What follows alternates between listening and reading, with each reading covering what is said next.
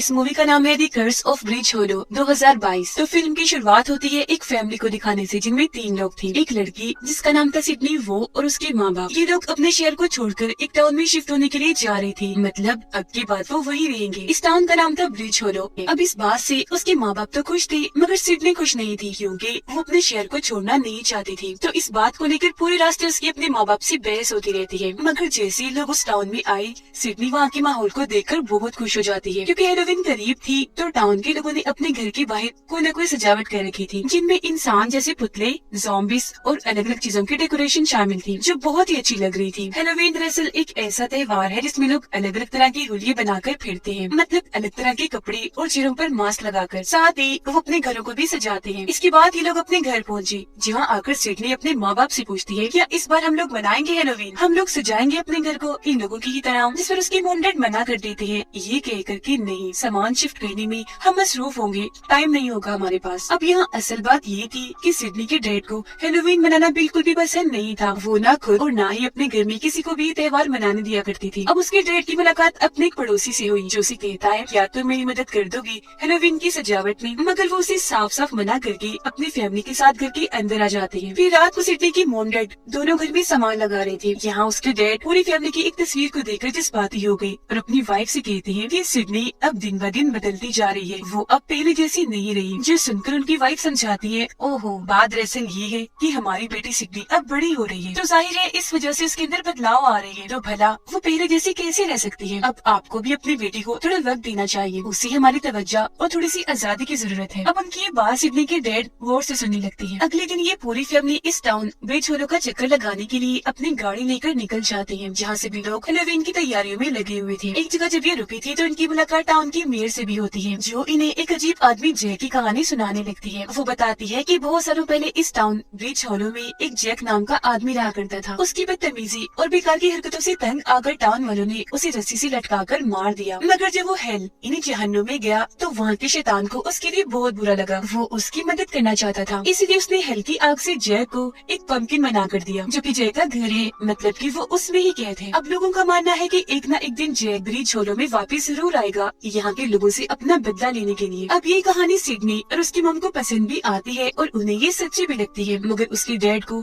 ना ये कहानी पसंद आती है और ना ही वो इन बेकार बातों पर यकीन करती है। तो इसीलिए वो सिडनी से कहते हैं कि चलो मेरे साथ पूरे टाउन को देखने चलते हैं। मगर सिडनी उनके साथ ना जाकर अकेले ही चली जाती है इस पूरे टाउन की सैर करने, इसे देखने के लिए। यहाँ की सड़कों पर घूमते हुए उसे ब्रिज होलो का कब्रिस्तान नजर आता है, जिसे देखते ही वो फौरन उसके अंदर चली जाती है, क्योंकि ये सारी चीजें उसे काफी पसंद आ रही थी। कब्रिस्तान के अंदर एक घर में से उसे काफी आवाजें आने लगती है। फिर जैसे ही उसके पास जाती है तो तभी अंदर से 3 बच्चे बाहर आते हैं, जिन्हें देखकर सिडनी उनसे बातें करने लगी। वो भी अपने बारे में बताती है, तो सिडनी को पता चलता है कि ये लोग भूतों आत्माओं पर यकीन करती हैं और उन्हीं को ढूंढने के लिए ये अक्सर ऐसी जगहों पर जाती रहती थी। अब जब इन लोगों को पता चलता है कि सिडनी उस नए घर में शिफ्ट हो रही है, तो वो लोग काफी हैरान रह जाते हैं। जब उनकी हैरत को देखकर वो पूछती है, क्या हुआ तुम लोगों को? ऐसा क्या है हमारे घर में? तब वो लोग सिडनी को एक औरत के स्टेचू के पास लेकर जाते हैं और बताते हैं कि ये स्टेचू इस टाउन की सबसे पुरानी औरत का है। सबसे पहले यही इस टाउन में आई थी और ये भी भूतों आत्माओं पर यकीन रखती थी। काले जादू और जादू के तोड़ में काफी माहिर थी। इनके पास एक ऐसी ताकत थी जिसका इस्तेमाल करके ये भूतों से बातें करती थी। और हम तुम्हारे घर का नाम सुनकर इसलिए चौंके थे क्योंकि इस बुरी औरत की मौत तुम्हारे घर में ही हुई थी। तो सबका मानना है कि उनकी आत्मा अभी भी उस घर में है। ये सारी बातें सुनकर सिडनी डरती नहीं, बल्कि उसके चेहरे पर मुस्कुराहट आ जाती है, क्योंकि वो इस बात से खुश हो रही थी कि चलो मॉडर्न चीजों से हटकर कुछ तो नया मिलेगा घर पर। तब उसकी मुस्कुराहट पर वो बच्चे काफी हैरान हो गए। कहते हैं, तो ठीक है,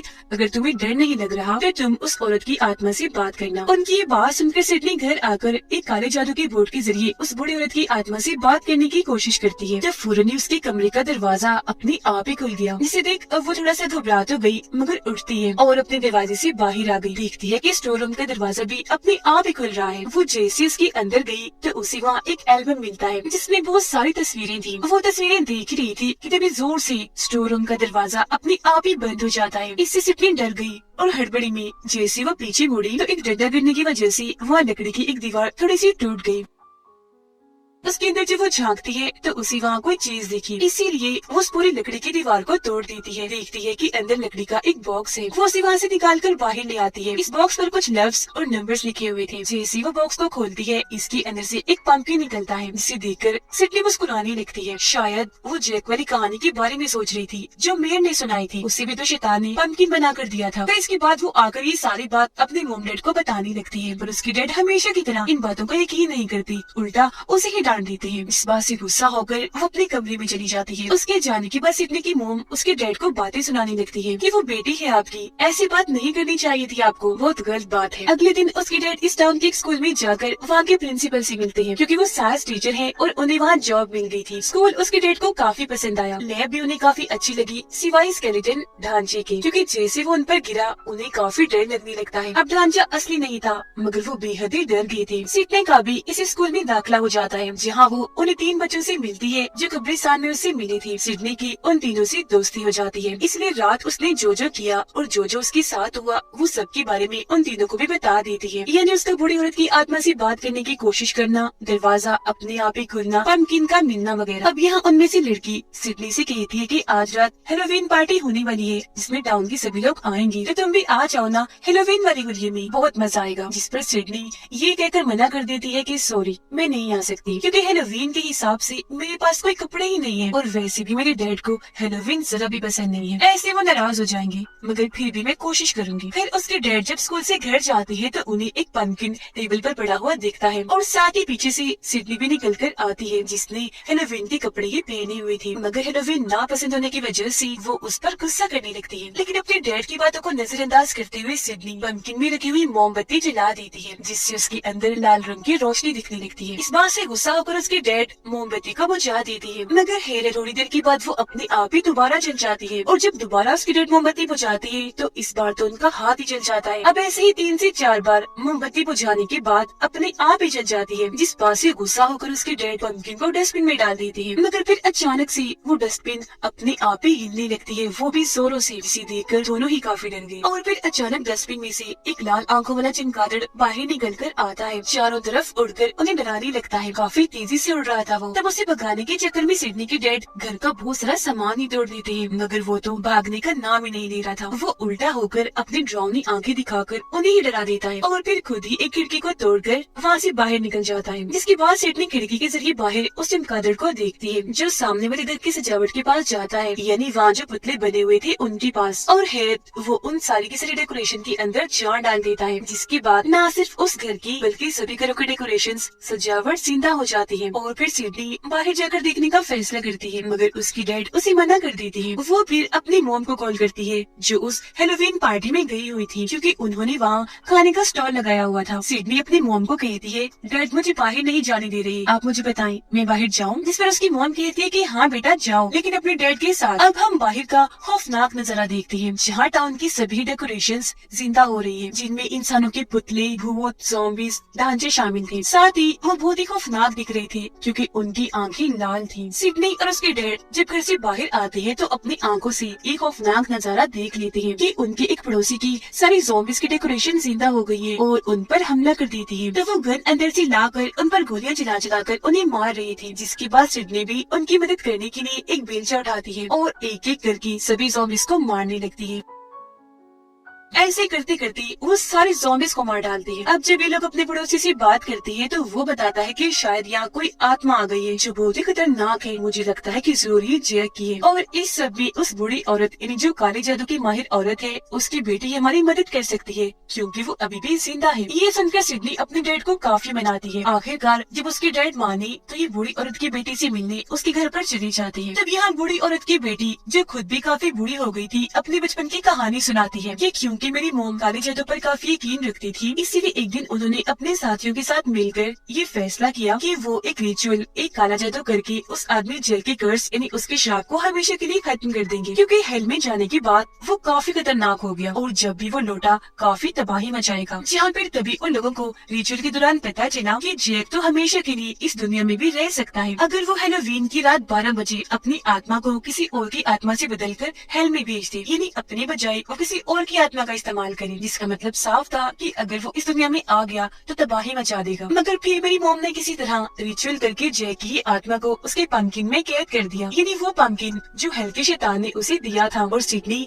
जो पंपकिन तुम्हारे पास है वो जैक का ही है, जिसकी मोमबत्ती दोबारा जलाने से जैक की आत्मा आजाद हो गई है। अब इनकी बातों के दौरान ही इधर हेल का शैतान आ जाता है, जो काफी बड़ा और खतरनाक था। उसकी आंखों में भी लाल रंग की रोशनी थी, हाथ में एक बड़ा सा हथियार भी था। वो वहाँ मकड़ियों की काफी बड़े डेकोरेशन को जिंदा करके हर जगह मकड़ियों को फैला देता है, जो लोगों के कपड़ों में घुस घुस कर उन्हें काटने लगती है, जिससे जाहिर है वहाँ काफी तबाही मच जाती है। सारे सूरत हाल को देखते हुए सिडनी के डैड वहाँ एक लिक्विड सी तेजाब बनाते हैं, जिसकी एक बोतल वो सिडनी को भी देती है। दोनों बाप बेटी हर जगह उसे छिड़क कर वहाँ मौजूद सभी मकड़ियों को मार देती है। अभी वो दोनों खुश हो ही रही थी कि तभी दरवाजा खोलकर वहाँ एक काफी बड़ी मकड़ी आकर सिडनी पर हमला कर देती है। इसका साइज बहुत ही बड़ा था और आंखें खून जैसी लाल थी। अपने बेटे की जान बचाने के लिए सिडनी के डैड मकड़ी को अपने पीछे लगाकर भागने लगती है। फिर एक जगह आकर वो उसकी दोनों टांगों को पकड़ लेती है उसे रोकने के लिए, लेकिन वो मकड़ी उल्टा उन्हें ही अपने जाल में फंसा लेती है। अब इससे पहले वो उन्हें जान से मारती, सिडनी आकर मकड़ी को आग लगा देती है, जिससे डरकर मकड़ी यहाँ से भाग जाती है। जिसके बाद ये दोनों भी वहाँ से निकलकर बाहर आती है और अपनी गाड़ी में बैठ जाती है। यहाँ थोड़ी बहस के बाद वो अपने डैड को मनाती है और उन्हें अपने दोस्तों के पास हेलोवीन पार्टी में ले आती है। वो अपने दोस्तों को सब कुछ बता देती है जो थोड़ी देर पहले उनके साथ हुआ, यानी डेकोरेशंस का दोबारा से जिंदा हो जाना, या शैतान का आना और बड़ी सी मकड़ी के बारे में। ये सुनकर सिडनी का एक दोस्त इंटरनेट पर सर्च करके उन्हें उस बुरी औरत की एक मंत्रों वाली किताब के बारे में बताता है, जो किताब इनकी मदद कर सकती है। लेकिन पता चलता है कि उस किताब को तो पहले ही एक डीलर खरीद चुका है, जो हर पुराने चीज को अपने पास रखता है। तभी उसकी दोस्त को याद आता है कि वो डीलर तो इसी पार्टी में ही मौजूद है, जिसके बाद सब लोग अलग अलग जाकर उस डीलर को ढूंढने लगते हैं। सिडनी की एक दोस्त को डीलर मिल तो जाता है, मगर उसने बताया कि मैं तो उस किताब को किसी और को बेच चुका हूँ, जो पास के टाउन में रहता है। मगर इसी दौरान यहाँ भी सारी हेलोवीन के डेकोरेशंस जिंदा हो जाती है और इन सभी पर हमला करने लगती है।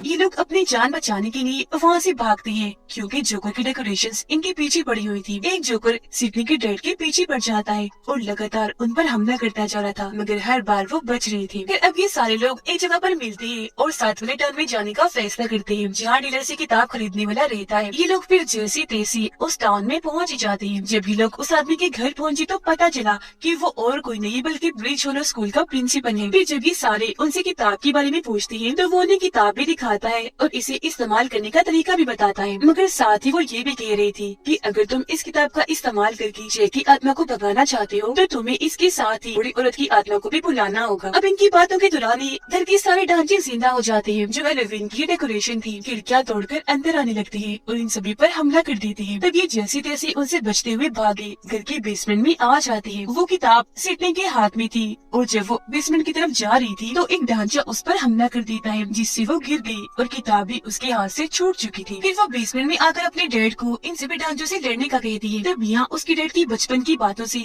हमें पता चलता है कि उन्हें हेलोवीन क्यों नहीं पसंद और ढांचों से उन्हें डर क्यों लगता है। दरअसल हुआ यूँ था कि उसकी डैड अपने दोस्तों से एक शर्त में हार गई थी। तब उनके दोस्तों ने उन्हें एक खाली पड़े खंडर घर में जाने का कहा जाता था कि वो घर भूतिया है। अब क्योंकि शर्त में मैं हार गया था तो उस घर में जाना ही पड़ा, मगर मेरा पैर लकड़ी की फर्श में फंस गया। अपना पैर निकालने के चक्कर में मुझे वो पूरा फर्श ही तोड़ना पड़ा, लेकिन फिर अचानक मैं उसके अंदर गिरने लगा। गिरते गिरते उस भूतिया घर के बेसमेंट में चला गया। वहाँ जाते ही मैं बेहोश हो गया और जब मेरी आँख खुली तो आसपास बहुत सारे ढांचे थे। बस तभी से मेरे दिल में ढांचे को लेकर एक अलग डर बैठ गया और यही वजह है कि मैं हेलोवीन से इतनी नफरत करता हूँ, कभी इसे नहीं मनाता। अपने डैड की ये बातें सुनकर सिडनी उन्हें हौसला देती है कि डैड आप बुज़दिल नहीं है, बहुत बहादुर है, कुछ भी कर सकते हैं, किसी का भी मुकाबला कर सकते हैं, किसी से भी लड़ सकते हैं। उसकी बातें सुनकर उसके डैड को काफी हौसला मिला, इसीलिए वो वहाँ पड़ी एक ब्लेड मशीन को उठा लेती है और बड़ी हिम्मत दिखाते हुए सभी ढांचों को काट काट कर मारती जा रही थी। जो भी उनके रास्ते में आ रहा था वो उसका सफाया कर रही थी। अपने डैड की ऐसी बहादुरी देखकर सिडनी को उन पर काफी गर्व होता है और वो उन्हें बड़ी खुशी से देख रही थी। उसके डैड भी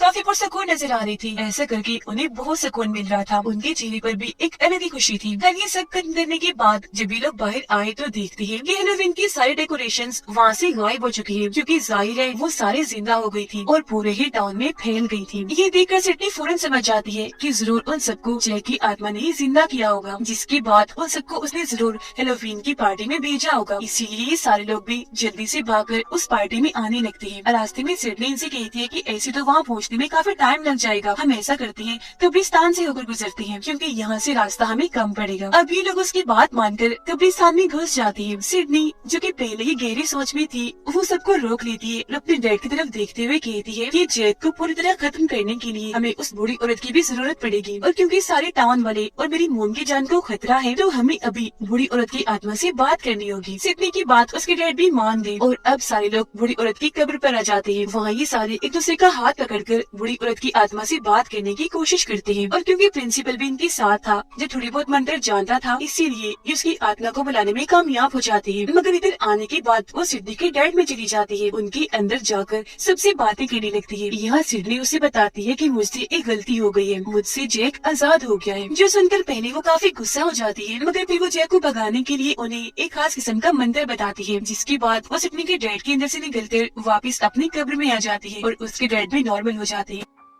अभी सारे लोग मिलकर हेलोवीन पार्टी में जाने के लिए निकलते हैं। हम सिडनी की मॉम को देखते हैं जिन्होंने हेलोवीन पार्टी में खाने का स्टॉल लगाया था, मगर वो इतना अच्छा नहीं चला जितना उन्होंने सोचा था, तो इसीलिए वो वापस अपने घर आ गई। उधर सिडनी और उसके डैड हेलोवीन पार्टी में आए देखते हैं कि जैक ने यहाँ की सबसे बड़ी डेकोरेशन जो एक पंपकिन थी उसे जिंदा कर दिया है और उसमें आग लगा दी है। इससे भी बड़े खतरे की बात कि उसने उसकी अपने ही आत्मा है। सिडनी अपने डैड को बताती है कि बहुत जल्द 12 बजने वाले हैं, मगर इससे पहले कि जैक किसी और की आत्मा को में भेजकर खुद यहाँ आए, हमें उससे पहले ही जैक को रोकना होगा। जिसन उसके डैड कहते हैं कि जैक को अपनी आत्मा की अदली बदली करने के लिए अपने पंपकिन की जरूरत पड़ेगी, जो कहीं और नहीं बल्कि हमारे घर पर है। अब हमें इनके घर का सीन दिखाया जाता है जहाँ सिडनी की मोम बिल्कुल अकेली थी। जैक का पंपकिन वहाँ टेबल पर पड़ा था जिसके अंदर लाल रंग की रोशनी चलने लगती है और बाहर से उसकी मोम को भी अजीब तरह की आवाजें आने लगी। फिर तभी देखते ही देखते जैक उनके सामने आ जाता है, जिसका साइज काफी बड़ा था और सर पर उसने वही बड़ा सा जलता हुआ पंपकिन भी रखा हुआ था। वो आते ही सिडनी की मोम को पकड़ लेता है, जिससे वो डर गई, बचने की कोशिश करने लगती है। हेलोवीन पार्टी में सिडनी और उसके डैड की नजर मेयर की गाड़ी पर जाती है, जिसमें ये दोनों जल्दी से बैठ जाती है। उसके डैड किसी तरह गाड़ी को चलाकर वहाँ से जाने लगते हैं, मगर तभी इनकी गाड़ी के सामने